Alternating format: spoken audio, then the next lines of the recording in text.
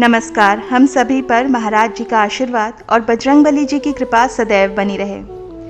अगर पूजा पाठ करने के बाद भी आपके घर पे परेशानियां, दरिद्रता ये आपका पीछा नहीं छोड़ रही हैं, तो आपको कुछ ऐसी बातें हैं जिनका ध्यान रखना चाहिए। रोज़ाना सभी लोग नियमित रूप से अपने अपने घरों में नहाने के पश्चात पूजा पाठ करते हैं, लेकिन कई सारे लोग हैं जो पूजा पाठ नहीं भी करते हैं।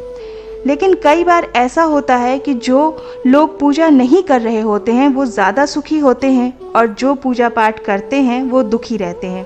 उनके जीवन में लगातार असफलता बनी रहती है, यानी उनको किसी भी क्षेत्र में कामयाबी नहीं मिल पाती। दरिद्रता उनका पीछा ही नहीं छोड़ती। लेकिन ऐसा क्यों होता है?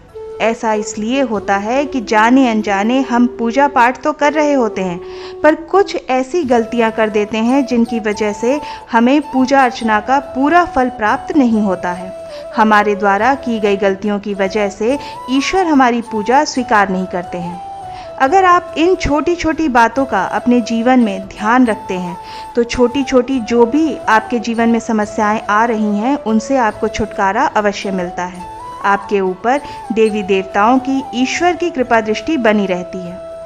आज के इस अंक में हम इन्हीं कुछ बातों पर चर्चा करेंगे।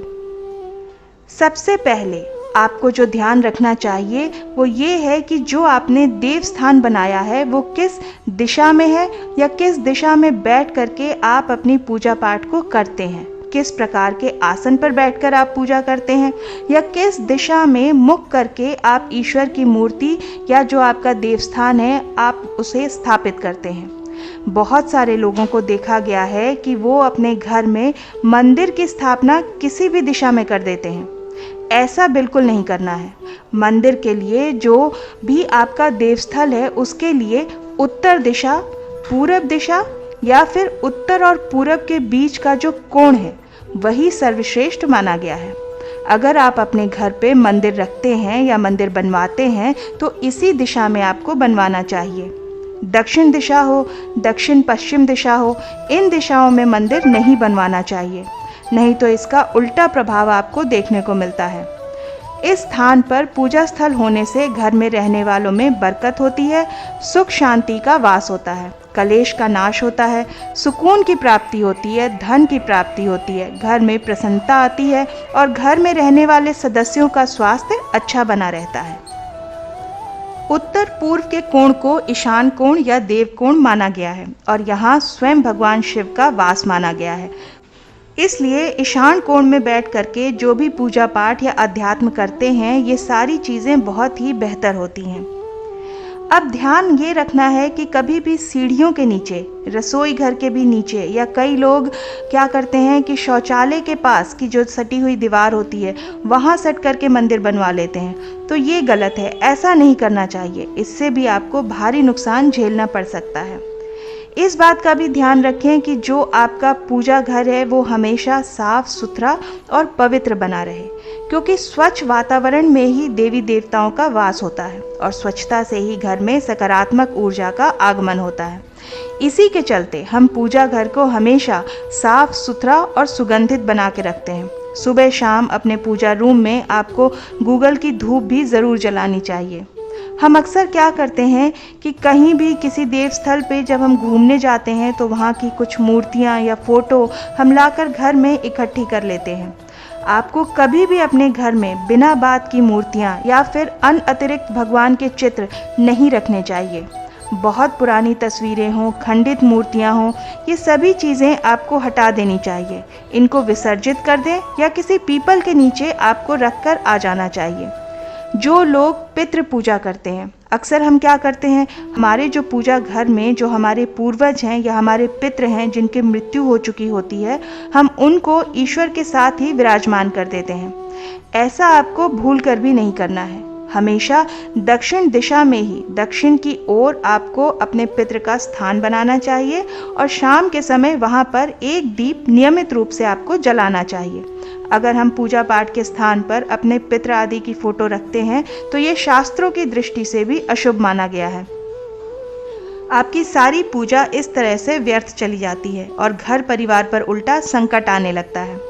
पूजा घर में आपको ध्यान रखना चाहिए कि विषम संख्या में मूर्तियां नहीं रखनी चाहिए। जैसे कि गणेश जी की मूर्ति हो 1, 3 या 5, ये अशुभ माना जाता है।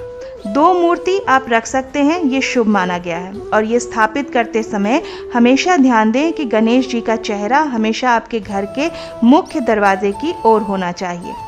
ध्यान रखें कि पूजा घर में जो लोग हनुमान जी को विराजमान करते हैं या महाराज जी को विराजमान करते हैं, तो हनुमान जी की मूर्ति आपके घर पे, आपके पूजा का जो स्थल है, वहाँ पर आपको हमेशा बैठे हुए हनुमान जी की फ़ोटो रखनी चाहिए। इसी प्रकार जो गणेश जी, लक्ष्मी जी भी विराजमान करते हैं, वो चलते हुए गणेश जी या खड़े हुए लक्ष्मी जी ऐसे नहीं रखना चाहिए। गणेश जी और लक्ष्मी जी हमेशा विराजमान करने चाहिए, वो बैठे हुए देवी देवता होने चाहिए। और जो शादीशुदा लोग हैं, वो अपने बेडरूम में कभी भी हनुमान जी की मूर्ति इधर उधर आपको नहीं रखनी चाहिए। जो लोग भी अपने कैरियर आदि के लिए पूजा पाठ हनुमान जी की कर रहे हैं, उन्हें फ्लाइंग हनुमान जी की पूजा करनी चाहिए। और फ्लाइंग हनुमान जी की जो मूर्ति है या फोटो है, उसे आप अपने घर में स्थापित कर सकते हैं। वो उत्तर दिशा में ही करनी चाहिए और ध्यान रखें कि उनकी जो नज़र है वो दक्षिण दिशा की ओर देखनी चाहिए। इस प्रकार से आपको ये मूर्ति या फोटो विराजमान करना है। राधा कृष्ण की मूर्तियाँ आप बेडरूम में रख सकते हैं। राधा कृष्ण की मूर्तियाँ हमेशा एक साथ रखना चाहिए। राधा कृष्ण की मूर्ति छोटी और कम वजनी रखें।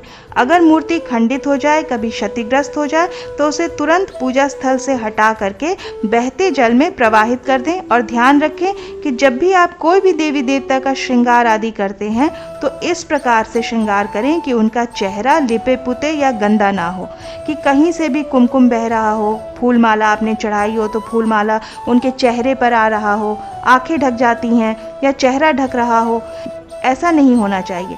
जब भी आप जो भी देवी देवता की पूजा कर रहे हो, तो सभी को साफ सुथरा करके और फिर उनका श्रृंगार करें। और ध्यान रखें कि कोई भी, जैसे हमारे को कुछ नहीं सुहाता है कि हमारे चेहरे पर कुछ आ जाए या हमारे सिर पर कोई कुछ रख दे, इसी प्रकार से आपको उनका भी ध्यान रखना चाहिए। कभी भी पूजा करते वक्त जब आप चावल चढ़ाते हैं, तो अक्षत आपको चढ़ाना चाहिए, यानी कि अखंडित चावल आपको चढ़ाने चाहिए। बेहतर होता है कि जो भी कृष्ण भगवान के या उनके परिवार की जो पूजा करते हैं, वो हल्दी से भीगे हुए चावलों का उपयोग करें, या फिर आप केसर में रंग करके चावल अपने पास रख सकते हैं। जो भी पूजा में आप दीपक आदि पूजा का सामान है, घंटी है, जल का पात्र है, भगवान की पटिया है, ये सभी चीज़ें जो आप इस्तेमाल कर रहे हैं वो खंडित ना हो, इस बात का आप ध्यान रखें। टूटे हुए दीपक का या खंडित दीपक का इस्तेमाल तो बिल्कुल ना करें। जब भी आप पूजा करते हैं, तो कई बार जो फूल होते हैं, पुराने बासी कीड़े से खाए हुए, टूटे फूटे, ज़मीन पर गिरे हुए, इस तरह से जो पुष्प होते हैं या बासी हो चुके जो पुष्प होते हैं, उसे हमेशा उतार के हटा देना चाहिए। कई लोग क्या करते हैं कि उसे कई कई दिन तक अपने पास जमा करके रखते हैं कि हम इन्हें नदी में विसर्जित करेंगे या कहीं और जाके विसर्जित करेंगे। ऐसा आपको नहीं करना है। उसे आप हाथों हाथ उसी दिन उठाकर किसी गमले में या किसी पौधे में या किसी पीपल के नीचे जाकर के रखाएं। 2-3 दिन के अंदर ही आपको ये फूल वगैरह हटा देने चाहिए। कुछ पुष्प हैं जो बार बार चढ़ाए जा सकते हैं, जैसे कि कमल का पुष्प है या कुमुद का पुष्प है, ये 5 दिनों तक बासी नहीं माने जाते हैं। बेलपत्र है, पान है, तुलसी है, ये जो होते हैं, ये अगर थोड़े से टूट भी जाएं, खंडित भी हो जाएं या पुराने भी हो जाएं, तो आप इन्हें धोकर वापस से चढ़ा सकते हैं। लक्ष्मी माँ को कमल का फूल सर्वाधिक प्रिय है, तो उनके पूजन में आप लाल गुलाब, कमल, ये सभी को चढ़ा सकते हैं। विष्णु भगवान को तुलसी हुई, मालती हुई, गुलाब हुआ, कनेर हुआ, चंपा हुआ, कमल के पुष्प आदि सर्वाधिक प्रिय हैं। और जब भी आप इनको पुष्प चढ़ाते हैं, तो कोई भी देवी देवता को ये बात का आप ध्यान रखें कि हमेशा सीधा चढ़ाना चाहिए। बेलपत्र उल्टा चढ़ाया जाता है, चिकना भाग जो होता है वो शिवलिंग की ओर होना चाहिए, लेकिन बाकी जो भी पुष्प होते हैं वो आपको सीधा करके ही चढ़ाना चाहिए, आपको ध्यान रख करके चढ़ाना चाहिए। श्री कृष्ण भगवान, विष्णु भगवान, इनके जो भी स्वरूप हैं, चाहे राम हो, कृष्ण हो, हनुमान हो, आपको सब में तुलसी पत्र ज़रूर अर्पित करनी चाहिए। जो भी दीपक हम जलाते हैं वो आप ध्यान से जलाएं। दीपक जलाने से हमारे जीवन का अंधकार नष्ट होता है, हमारे जीवन में सकारात्मकता आती है, जीवन में सुख समृद्धि लेकर के आता है। और नियमित रूप से अगर आप दीपक जलाते हैं तो हमेशा सकारात्मक ऊर्जा आपके घर में सक्रिय रहती है। इसलिए नियमित रूप से घर में धूप दीप सभी को ज़रूर करना चाहिए। इससे वास्तु दोष भी समाप्त होता है, नकारात्मक ऊर्जा समाप्त होती है और जितने भी हानिकारक सूक्ष्म कीटाणु होते हैं वे सभी नष्ट होते हैं। साथ ही साथ जीवन का तो अंधकार कम होता ही है, हमारे घर का भी अंधकार समाप्त होता है और हमारा जीवन प्रकाशित होता है। इसलिए देवी देवताओं को दीपक ज़रूर दिखाना चाहिए और अनिवार्य रूप से इसे जलाना चाहिए। कैसे कैसे कहाँ कहाँ दीपक जलाएंगे? रोज़ शाम के समय मुख्य द्वार पर एक दीपक, तुलसी का पौधा है तो वहाँ एक दीपक, अपने घर की पूजा स्थल में तो दीपक आपको जलाना ही है। घी के दीपक में हमेशा रुई की बाती का प्रयोग कीजिए। अगर तेल का दीपक है तो उसमें आप चाहें तो रुई की भी जला सकते हैं, लेकिन अगर लाल कलावे की बाती अगर आप इस्तेमाल करते हैं तो ये सबसे अच्छा होता है। तेल आप सरसों का इस्तेमाल कर सकते हैं, तिल का इस्तेमाल कर सकते हैं। और ध्यान रखें कि जब भी आप पूजा करने या कोई पाठ करने या साधना करने बैठते हैं तो इतना तेल या घी आपको अपने दीपक में डालना चाहिए कि पूरी पूजा के दौरान आपका दीपक जलता रहे। कभी भी आप पूजा कर रहे हैं, पाठ कर रहे हैं, ऐसे में बीच में आपका दीपक बुझना नहीं चाहिए। दीपक हमेशा भगवान की प्रतिमा के सामने ही लगाना चाहिए। ऐसा नहीं कि भगवान के सामने बैठकर पूजा कर रहे हैं और दीपक आपने इधर उधर लगा दिया, ऐसा आपको नहीं करना चाहिए। जो लोग भी प्रतिदिन इस प्रकार से घर में अपने दीपक जलाते हैं उनके घर से दरिद्रता का नाश होता है, आर्थिक तंगी से मुक्ति मिलती है, साथ ही धन दौलत में वृद्धि भी होती है। और दीप जलाते समय हमेशा बोलें, शुभम करोति कल्याणम, आरोग्य धन संपदा शत्रु बुद्धि विनाशाय दीपक ज्योति नमोस्तुते। इसका सरल सा अर्थ है कि बिल्कुल शुभ और कल्याण करने वाली, आरोग्य और धन संपदा को देने वाली, शत्रु बुद्धि का विनाश करने वाली दीपक की ज्योति आपको मेरा नमस्कार है। ये बहुत ही खूबसूरत तरीका है घर पे रोज़ आपको पूजा करने का। जो लोग भी रोज़ नियमित पूजन करते हैं उन्हें सूर्य देव को भी एक लोटा जल ज़रूर चढ़ाना चाहिए। कुछ लोग कहते हैं कि लोटे में ये डाल लो वो डाल लो। आप रोज़ नियमित रूप से अगर सिर्फ जल भी अर्पित करेंगे तो वो भी बहुत कल्याणकारी होता है। सिर्फ जल चढ़ाते समय ओम भास्कराय नमः या ओम सूर्याय नमः या ओम आदित्याय नमः इस प्रकार से बोलते हुए आपको सूर्य देव को एक लोटा जल चढ़ा देना है। इस प्रकार से घर में पूजा पाठ करने से आपकी गृहस्थी से दरिद्रता का नाश होता है, सुख समृद्धि का आगमन होता है, शुभता का आगमन होता है। आपके घर में प्रभु का वास और उनकी कृपा की प्राप्ति होती है। आपको स्वयं में आत्म शांति का और सकारात्मक दृष्टिकोण का विकास का अनुभव भी होता है। आशा करती हूँ कि आज का ये अंक आपकी साधना में और महाराज जी की भक्ति में सहायक सिद्ध होगा। इसी प्रार्थना के साथ मिलते हैं अगले अंक में। तब तक के लिए जय बाबा की।